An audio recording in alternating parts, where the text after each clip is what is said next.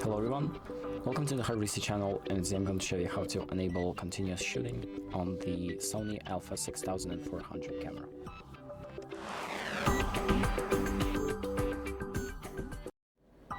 So the first thing that we're going to do is open up the settings by pressing the menu button, and then we're going to go to section number 1, so this camera section, and then we're going to go to page number 3 and select drive mode. And here you have a few options that you can select from, including continuous shooting.